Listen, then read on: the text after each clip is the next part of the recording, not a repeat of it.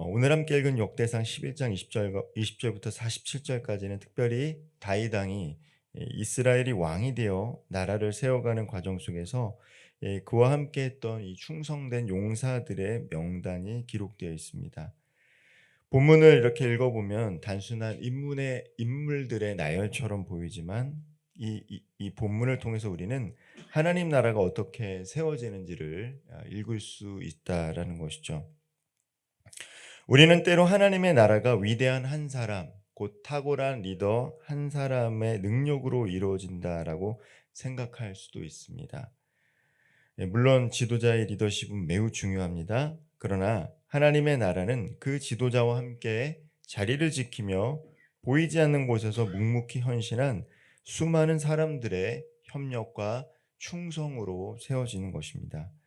오늘 본문에 기록된 용사들의 이름은 그러한 믿음과 순종의 산 증거라고 할 수 있을 것입니다.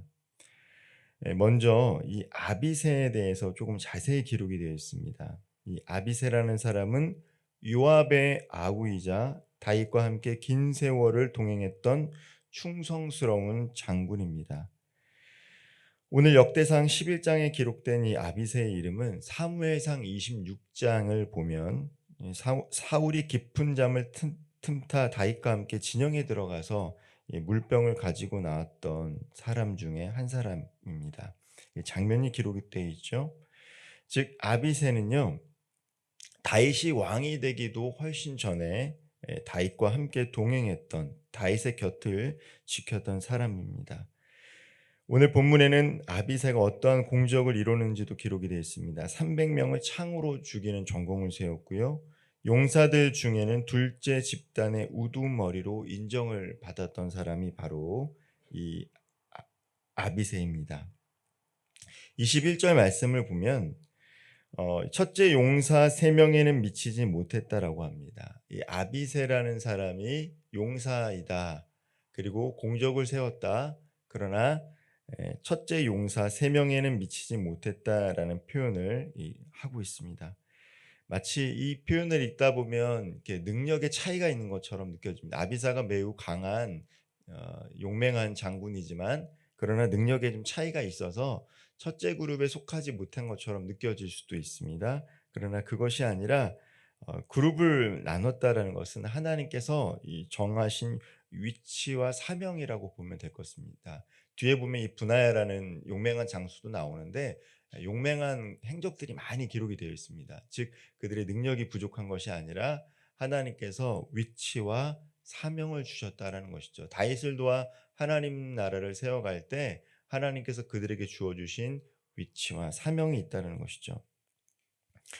우리는 자신의 위치에 만족하지 못하면 어떻게 됩니까? 다른 사람들과 비교하게 되고요. 그러다 보면은 순종하기가 어려워질 때가 있어요. 그러나 아비새는 어떻습니까? 자신에게 주어진 자리를 묵묵히 지켰던 사람이다라는 것이죠. 아비새와 함께 조금 더 자세히 기록된 인물이 있는데 바로 분하야라는 사람입니다. 분하야 역시 매우 강력한 용사입니다. 그는 모압의 장수 2명을 쓰러뜨렸고 눈 오는 날 구덩이에 빠진 사자를 다윗처럼 맨몸으로 죽였습니다. 또한 5규빗 즉 약 2m 30cm가 넘는 애굽의 전사를 막대기 하나로 물리쳤습니다. 이 분하야라는 사람은 마치 이 다윗처럼 사자도 죽이고 그리고 골리앗을 죽였던 다윗처럼 그렇게 묘사가 되고 있는 것이죠. 이처럼 분하야는 다윗을 닮은 충성된 인물이었으며 후에는 시위 대장이 되었고 이 솔로몬이 왕위에 오를 수 있도록 돕는 매우 중요한 역할을 감당했던 사람이 바로 분하야입니다. 역대기 저자는 그에 대한 이야기를 자세히 기록한 것은 단순히 그가 무공이 뛰어나서가 아니라 하나님의 나라 계승을 위한 그의 영적인 충성과 헌신을 높이 평가했기 때문에 이렇게 기록했다라고 볼 수 있는 것이죠. 역대기를 기록했던 사람의 입장에서 이 아비새와 분하야가 매우 중요한 인물이었다라는 것을 알 수 있다라는 것입니다. 그리고 이에도 본문 26절부터 또 우리가 함께 읽었던 이 47절에 수많은 이름들이 기록이 되어 있습니다. 대부분은 그 이름은 성경에서 다시 등장하지 않기도 하고요. 이 명단은 그러나 다윗 곁에 있던 매우 용맹스러운 용사들의 명단이었다라고 기록을 하고 있는 것입니다. 명단을 보면요, 유다와 베냐민 지파 출신뿐만 아니라 요단 동편에 있던 루벤 지파, 심지어 이방 사람, 헷 사람, 우리아, 암몬 사람 셀렉 같은 인물들도 있습니다. 이 하나님 나라를 이끌어가는 이 공동체의 구성원들이 지파와 출신 지역을 초월하여 하나가 되었다라는 것을 보여주고 있습니다.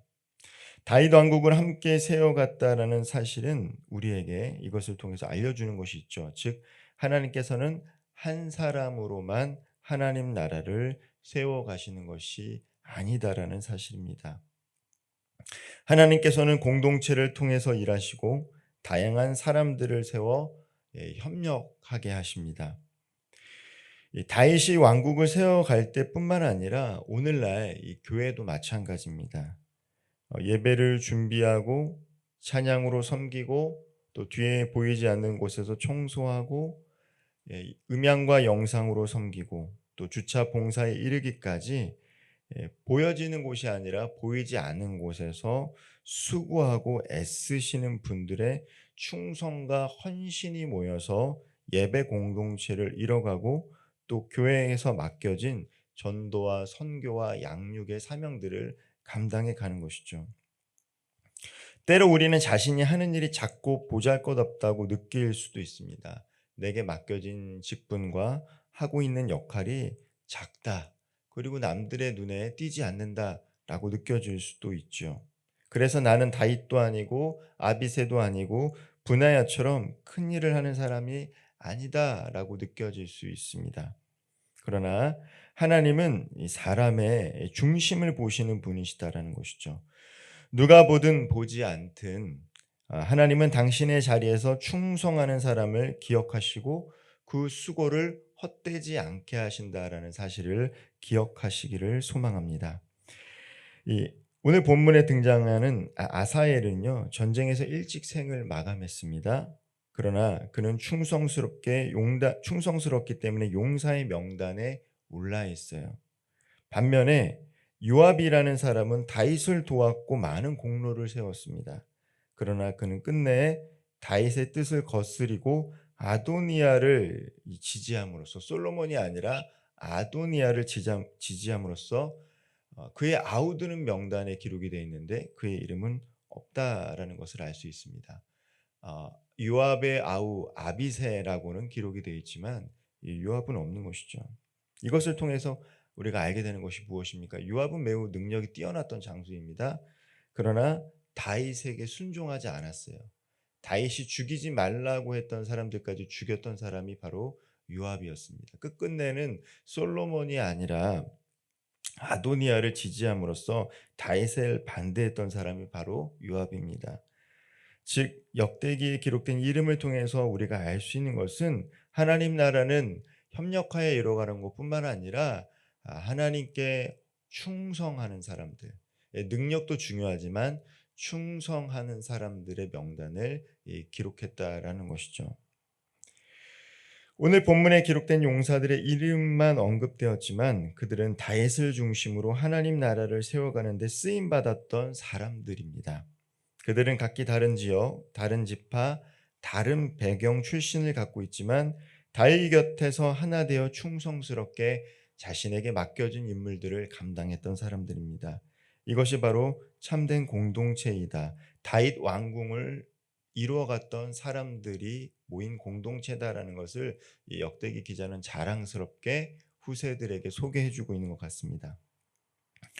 동일한 신앙 고백, 동일한 주님을 섬긴다는 믿음 아래 하나가 되어 연합되었고 서로의 자리를 지켜나가는 것, 그리고 하나님께서는 그러한 공동체 위에 다윗 왕궁을 세워 가셨고 또 지금도 하나님 나라를 세워 가신다라는 것입니다.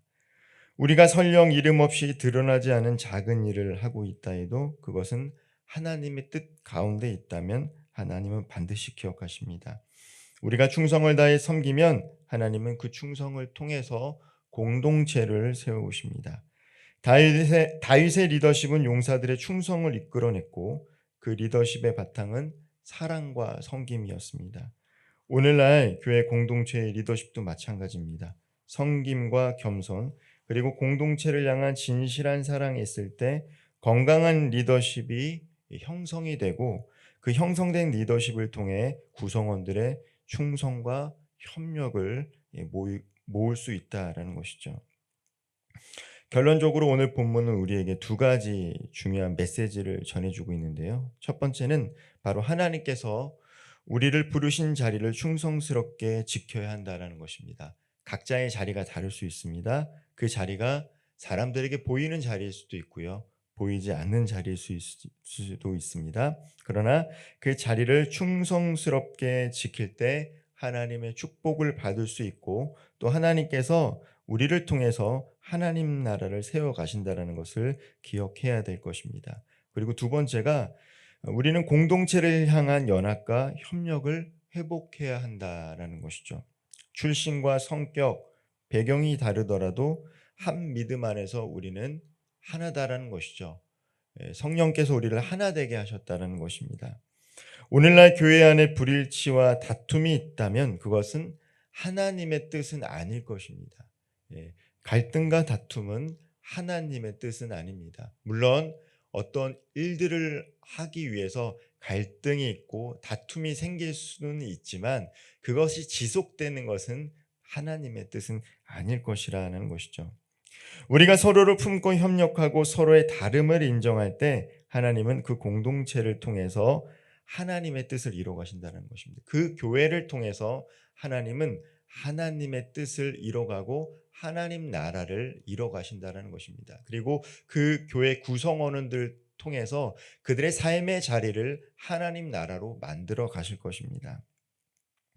다윗의 용사들처럼 우리도 하나님 나라를 함께 세워가는 동역자가 되기를 간절히 소망합니다. 다윗은 타고난 리더였지만 혼자 나라를 세우지 않았습니다. 함께 충성한 용사들이 있었기에 다윗의 왕국은 든든히 세워져 갔습니다. 오늘 우리도 각자의 자리에서 각자의 달란트를 가지고 하나님 나라를 위하여 충성하기를 바랍니다. 하나님은 그 충성을 반드시 기억하시고 그 수고를 아름다운 열매로 맺게 해 주실 것입니다. 오늘도 하나님께서 우리를 부르신 그 자리에서 하나님의 선한 일들을 잘 감당할 수 있는 저와 우리 모든 성도님들 되기를 주님의 이름으로 축원드립니다. 기도하겠습니다. 전능하신 하나님 아버지, 저희도 각자의 자리에서 하나님의 나라를 위해 충성될 수 있는 일꾼이 되기를 원합니다. 보이는 자리가 아니어도 묵묵히 주님을 섬기며 기쁨으로 일하게 하시고 공동체 안에서 다름을 인정하고 하나 되어 협력하게 하옵소서. 저희 마음속에 교만과 비교 의식을 내려놓고 오직 주님만을 바라보게 하시고 끝까지 주님 편에 서서 신실하게 살아가는 믿음의 일꾼 용사 되게 하여 주옵소서. 예수님의 이름으로 기도하옵나이다. 아멘.